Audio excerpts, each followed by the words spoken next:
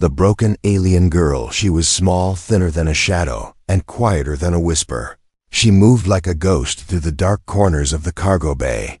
Her bare feet were blistered and blackened from walking on metal floors. Her hands shook. As she picked up rotten scraps from the trash chute, she ate fast, always looking over her shoulder, because if anyone saw her, they would beat her again. No one remembered where she came from. No one knew her name.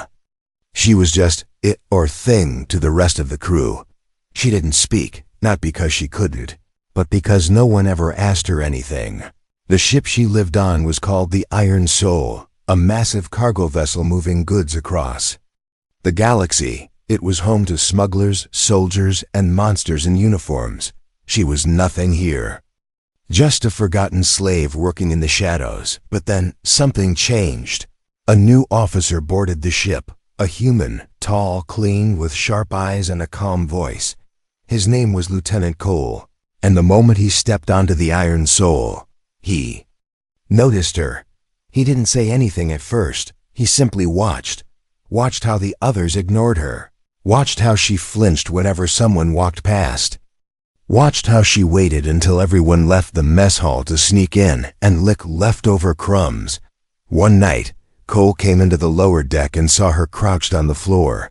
She was eating something green and moldy, her hands shaking, her lips were bleeding. He stood there silently, eyes locked on her. She noticed him and froze. Her heart raced, ready to run, ready to be punished, but he didn't move. He just stared, and then walked away. The next day, something strange happened. A small metal tray appeared behind a stack of crates in the storage room. It had real food, warm, fresh, and clean. The girl didn't touch it at first. She thought it was a trap. They had done this before, offered her something nice, then beat her for stealing it. But hunger was stronger than fear. She took a bite, then another. Tears fell from her eyes as she ate, not because the food was hot, but because it didn't hurt her stomach. She came back the next night. The tray was there again, this time with a soft cloth to clean her hands. Again, she ate silently, hiding like an animal. Cole watched her from a hidden corner. He didn't smile, didn't speak. He just made sure she was safe. One day, as she finished eating, she turned and saw him. She froze, her eyes wide with fear. But Cole did something no one ever had. He nodded slowly, as if to say, "It's okay." Then he left. Days passed. She began to expect the food. Not out of greed, but out of hope. Hope that maybe not all were monsters. But the Iron Soul was not a kind place. Others began to notice. One of the guards saw her with food and kicked her across the floor. Her ribs cracked and she couldn't breathe. She lay there, bleeding and crying silently. Cole found her minutes later. He knelt beside her, lifted her gently in his arms. She didn't understand what was happening. Was this another punishment? Another test? He took her to the med bay, yelled at the medic to treat her.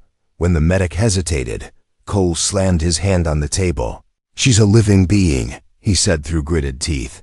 "Not trash." The crew began to whisper. Why? Would a human care about that thing? What was so special about her? But Cole didn't care. He watched over her as she healed. Still, she didn't speak. But her eyes followed him now. She no longer flinched when he entered the room. She began to trust him, just a little. And that little was everything. One evening, after she could walk again, Cole sat near her and placed a small card on the floor. It had letters, her letters from her old language. Her eyes widened. No one had spoken her language in years. She looked at him, a single tear rolling down her cheek. He didn't say a word. But in that silence, something powerful passed between them. He had seen her, not just her wounds, not just her pain. He had seen her, and for the first time in her life, she felt something strange. Not fear, not hunger, not pain, but something warm, something small, something like hope. Asterisk. The human who noticed she was not supposed to be seen. That was the first rule they taught her. Stay invisible, stay silent, stay alive. But now, someone had seen her. Lieutenant Cole stood by the observation deck, from the large window.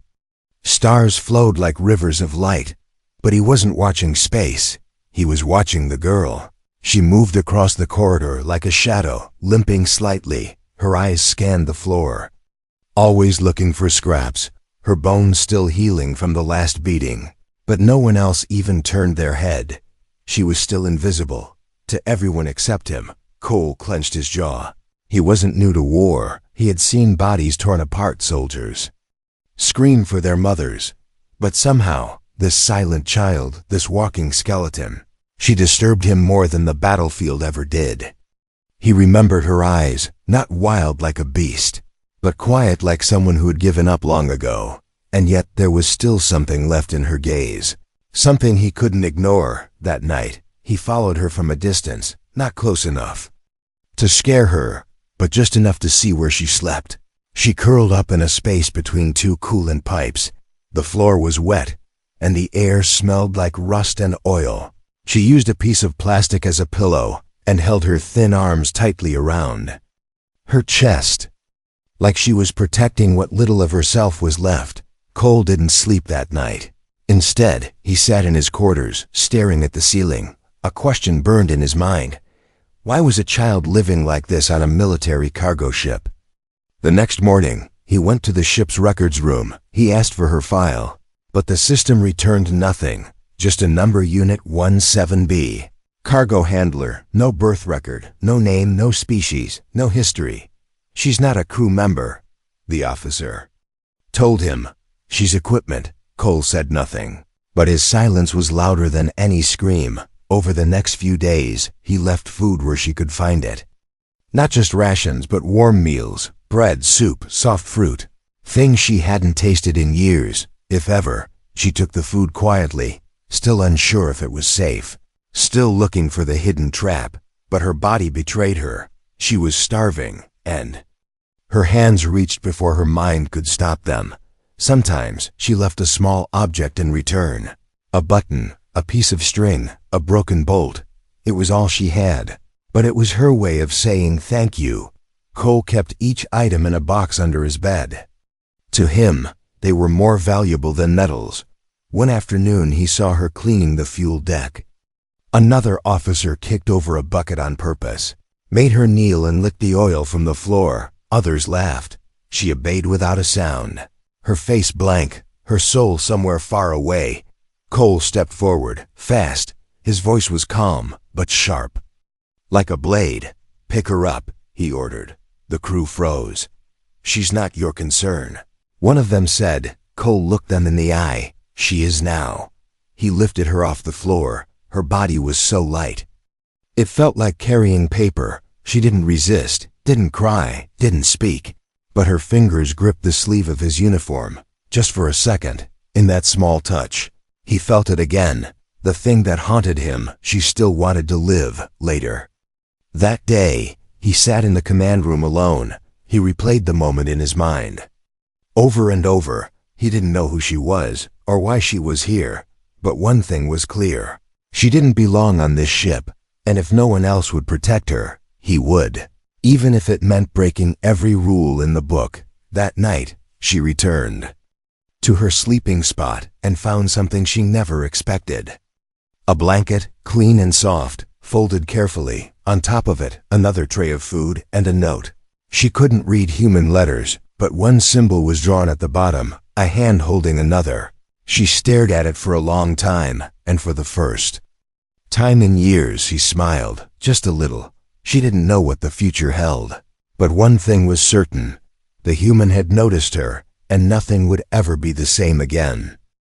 Dinner invitation. The mess hall was quiet. Just the sound of spoons scraping metal trays and boots stomping across the floor. Aliens of all shapes and sizes filled the room, laughing, shouting, fighting over extra rations. No one noticed her enter. She didn't belong here. She wasn't allowed here, but she was here anyway. At the very back of the room, Lieutenant Cole stood tall. His face was calm, but his eyes watched everything, and when he saw her in the doorway, small and shaking, he smiled gently. The crew turned one by one, their laughter fading. Forks froze. Midair, a few officers stood up, confused, angry. "What is that doing here?" Someone whispered, "She eats with the rats, not with us," said another. But Cole didn't care. He pulled out a chair at his table, a clean chair, and then he did the unthinkable. He nodded to her. "Come, sit," he said, loud enough for all to hear. The entire hall fell into silence. You could hear hearts beating. And hers nearly stopped. She stared at him, wide-eyed. Her feet didn't move. Her body didn't believe it. But something in her heart pulled her forward, step by step. Like walking into fire, she crossed the room. The whispers turned to grumbles, then to shouting, "She's a slave. She's not even our kind. She'd dirty the table." Cole's voice cut through the noise like a blade. "She is a guest," he said, without raising his tone. "And at my table, all guests eat with respect." She stood beside the chair, not knowing what to do. No one had ever invited her to sit. Her legs shook, her head bowed. Cole moved slowly, gently guiding her hand to the chair. She sat, awkward and stiff. The table in front of her was filled with food. She didn't touch it, not yet. Cole placed a fork in her hand. She held it like it was a weapon. Her hands trembled, and the fork clinked against the plate. He didn't laugh. He didn't judge. He simply showed her how to hold it, how to scoop, how to eat. Others at nearby tables began to leave, offended, but one or two stayed, silent, curious, confused. She took one bite, then another. Her eyes welled up with tears, not because the food was hot, but because no one slapped her hand away, no one yelled, no one kicked her. For the first time, she was not a slave, she was not a thing, she was a guest. Cole didn't speak much. He let her eat in peace. But when she dropped her spoon by mistake, she jumped back in panic. Her body remembered pain, but he simply picked it up, wiped it clean, and handed it back to her. She blinked in shock. "What's your name?" he asked gently. She looked down. Then slowly, quietly, she whispered something. A word in her forgotten language. A name no one had spoken in years. He repeated it softly, like it mattered, like it was real. That night, word spread across the Iron Soul. The human officer had broken protocol. He had eaten with a slave. But to Cole, it wasn't rebellion. It was a beginning, because he didn't just give her food. He gave her a seat, a name, a place at the table. And that simple act, one chair, one meal, would ignite something far greater than anyone could imagine.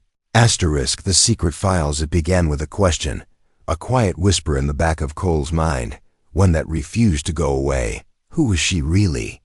She had a name now, a place at the table, but the mystery around her only grew deeper. She wasn't just shy. She was trained to stay silent. She wasn't just afraid. She was used to surviving where hope didn't exist, and there was something in her eyes, a kind of knowledge, not the kind you find in slaves, but the kind found in leaders.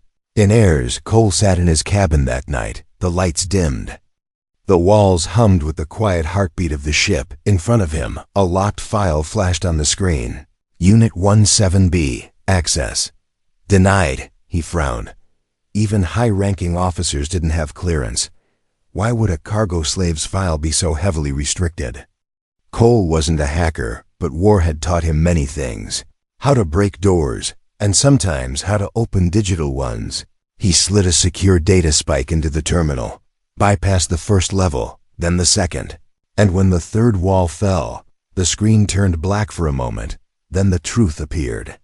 His eyes scanned the file, line by line, and every breath he took felt heavier than the last. She was not a slave, not originally. She was a hostage, taken from a royal bloodline, an alien empire now thought extinct. She was meant to be ransomed, or traded in secret, but something went wrong. Her family was overthrown, and she became inconvenient, too valuable to kill, too dangerous to release, so they erased her, burned her identity from the records, marked her as cargo, and threw her into the shadows of the Iron Soul. Cole leaned back in his chair, staring at the screen. The girl he fed, the girl who flinched at every sound. She was once a princess, or perhaps something more. But now, If anyone discovered what he had just seen, she wouldn't just be punished. She would be hunted. His heart pounded in his chest. He knew too much now, and that made him a threat too. A knock on the door pulled him from his thoughts. It was her. She stood in the doorway, holding a gear that had fallen from his pack. Still shy, still silent, but her eyes searched his face, as if she felt something had changed. He smiled, took the gear, and nodded. "Thank you," he said. She didn't speak, but she tilted her head, curious. He wanted to tell her. Wanted to say, "You're not a slave." Wanted to say, "They lied to you." Wanted to say, "You have a name, a bloodline, a right to stand tall." But he said nothing, because words could be dangerous, and right now, silence was safety. That night, Cole hid a copy of the file deep in his encrypted drive, just in case. He knew people would come looking for her one day. And when they did, he'd be ready. Across the ship, in the shadows of her broken sleeping place, she stared at the stars through a rusted vent, not knowing who she truly was, not knowing that her story, her real story, was about to explode into something far bigger than either of them could imagine. And somewhere, far from the Iron Soul, a transmission blinked on a hidden screen. It said only one word: awakened.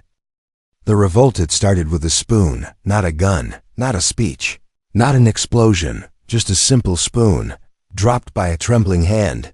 She bent to pick it up, and the guards slapped her, hard, cruel, loud. The sound echoed through the mess hall like thunder. For a moment, no one moved. She held her face, silent, tears building behind her eyes. The guard laughed. "This isn't a palace," he said. "She's still just cargo." And that's when Cole stood. He didn't shout, didn't draw a weapon. He simply walked toward the guard. Calm, measured, dangerous. "You'll apologize," Cole said. The guard scoffed. "To that thing?" Cole punched him. One hit clean. The guard collapsed onto the table, food flying into the air. The room exploded into chaos. Some officers ran, others stepped forward, shouting. But Cole didn't stop. He stood beside her, between her and the storm. That night, the command center summoned him. "You assaulted a crew member." The captain growled. Cole's answer was simple: "I defended a person." He was removed from duty, stripped of rank, locked in his cabin. But it was too late. The fire had started. Whispers spread across the ship. The human officer hid a guard for a slave. He sat with her, fed her, defended her. Why? One by one, others began to question. Human engineers, medics, low-ranked officers. They had walked past her too. They had looked away. But now they remembered. They remembered the bruises, the silence, the way she slept in the cold, like an animal, and they felt shame. The next morning, someone left a blanket near her vent. Then, a packet of clean water. Then, a pair of soft shoes. She didn't understand it at first, but Cole did. From behind the locked door of his cabin, he smiled. He knew a single act of kindness had started a quiet war. But kindness wasn't safe on the Iron Soul. The captain called for order. "Anyone helping the cargo girl will face punishment," he declared. And still, a medic removed her chains during cleaning. A technician showed her how to open a supply box. An engineer gave her a datapad with pictures of stars. One gesture at a time, one heart at a time. The crew began to choose humanity over protocol. They didn't know who she truly was, didn't know about the secret files or the royal blood. They didn't need to. They saw her, and that was enough. Then one night, the captain made his move. He ordered the guards to take her away. No trial, no announcement, just silence. She vanished from her sleeping spot, and the crew said nothing. But their anger burned. Cole watched through a small camera in his room. He saw her being dragged away. Her small frame limp. He gripped the edge of his desk, knuckles white. Across the ship, messages began to move through secret channels. Encrypted pings, silent signals, blinking lights. It was time. The rebellion didn't start with explosions. It started with locks left open, power cut to cameras, A fake call to pull guards away from the brig. By the time the captain noticed, it was already too late. She was gone, freed, hidden, and the crew who helped her were no longer afraid. Cole stood again, no longer just a soldier, now a leader. They weren't just fighting for a girl. They were fighting for something bigger. The right to care, the right to say no to cruelty, the right to be human, and in the shadows of the cargo bay. She looked at them with wide, unsure eyes, not understanding how or why they fought for her, but feeling for the first time what it meant to belong. The iron chains had broken, not with force, but with kindness, and that was something no empire could stop. Asterisk. The escape alarms didn't start with sound. They started with silence, a stillness too perfect, a hallway too empty, a security door left just a little too open. That's when the captain knew she was gone. In the lower decks, red lights began to flash. Sirens followed seconds later, sharp and angry. But by then, the girl was already moving. Not alone this time, not afraid this time. 2 human engineers led her through the maintenance shaft. One crawled ahead. The other stayed behind to jam the cameras. Her tiny body moved quickly now, faster than expected. She wasn't the same broken creature anymore. This time she was running with a purpose. Far above, in the locked command room, Lieutenant Cole stood face to face with the captain. "Where is she?" The captain barked. Cole smiled, calm and dangerous. "Free," he replied. The captain lunged at him, but Cole didn't flinch. He had stalled long enough. The escape was already in motion. On deck 9, a hidden panel burst open. The girl rolled out, bruised but breathing. A human medic grabbed her arm. "This way," she said. "There's a ship waiting for you." But the girl stopped. She looked back. Her eyes burned not with fear, but with something new. Fire, memory, determination. She reached into her ragged tunic and pulled out something no one expected. A metal pin. Shaped like a star, it looked old, royal, broken. The medic gasped. You're not just..." "I remember now," the girl whispered. "My name." Before the medic could speak again, gunfire echoed through the corridor. Guards were coming. Fast and loud. Time was running out. The human rebels took positions, shouting into comms. "Extraction team ready. Lock corridor 5. Protect the girl." She ducked behind a crate, heart pounding, but she wasn't frozen. She wasn't hiding. She was thinking. Then, she pointed toward a service vent. "No, that way," she said. "They won't expect it." The humans looked at each other, surprised. She knew the ship better than any of them. She had cleaned every pipe, scrubbed every wall. She knew its veins and its weaknesses. They followed her lead, moved through the vents like smoke. And just as the guards reached the docking bay, the girl and her team were already behind them. She reached the shuttle first. Her hands flew across the control panel. No hesitation. She knew the sequence. She had watched pilots for years. In silence, and now, her silence became strength. The engine roared to life. Lights flared. The gates opened. One guard spotted them and fired. A bullet grazed her arm. She winced, but didn't stop. Pain was nothing new. She had lived with it for years, but this was freedom. Inside the ship, Cole broke free from his restraints, took out 2 guards with his bare hands, then grabbed a rifle and ran toward the hangar.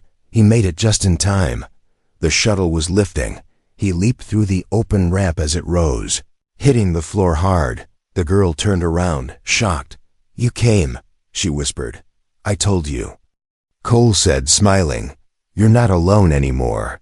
The shuttle sped through the open bay doors. Laser fire behind them, stars ahead. They didn't know where they were going, but they knew what they were leaving behind. Chains, silence, darkness.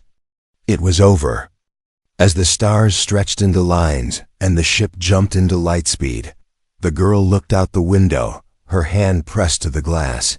She didn't cry, not this time. She whispered something, a word in her old language, a name once lost, now found. And as Cole sat beside her, breathing hard but smiling, he asked, "What did you say?" She turned to him, her voice soft but steady. "I said I'm going home." The last dinner, the table was long polished, and surrounded by leaders from a dozen worlds. Flags of peace hung from the walls. Cameras rolled silently, but all eyes were on the smallest chair. She sat at the center, not as a slave, not as a fugitive, but as Ambassador Lyra of the reclaimed throne. She wore no crown, no royal robe, just a simple dark coat and a pendant around her neck, a pendant shaped like a hand holding another. Her voice was soft but sure as she spoke. "We are not here to remember war," she said. "We are here to remember who we were before it." Even as she addressed the galaxy, her eyes kept drifting to the empty chair beside her, the one reserved always for him. Cole wasn't with her, not here, not now. Some say he fell during the last mission. Others say he was captured, lost in the firestorm of their final battle. His name was never officially marked as dead, but he never returned. Lyra never searched the stars for his body, because she believed something deeper. He was still out there, somewhere, watching, smiling, maybe, knowing she kept her promise. After the peace treaty was signed, the dinner began. Alien leaders picked at the strange human foods on the table. Nervous laughter passed around, but Lyra didn't eat. Not yet. She waited. Her eyes on that chair. Flashbacks moved through her mind like ghosts. The cold floor of the ship, the bruises, the tray of warm food left in secret, the spoon in her trembling hand, the first bite of kindness. And above all, his voice. "Come sit." That voice had changed everything. She lifted her glass. The room quieted. "This seat," she said, her voice cracking for the first time, "belongs to the human who saw me before I saw myself." The leaders bowed their heads. Even the hardened war generals closed their eyes. She took her first bite, slowly, carefully, and with it, the last chapter of her old life faded. Outside, in the great black sea of stars, a small ship drifted quietly, hidden among debris. Inside, a man watched the live broadcast, his beard now gray, one eye replaced with metal. But his smile was the same. He raised a tin cup toward the screen. "To the girl who once ate scraps," he whispered, "and now feeds the galaxy hope." He turned off the screen and leaned back. Mission complete. No need for glory, just peace. Back at the dinner table, Lyra looked up at the stars through the tall windows, and for a moment, just a flicker, she smiled, a knowing smile, a quiet goodbye, or perhaps hello. Because some chairs, no matter how empty, are never truly unoccupied.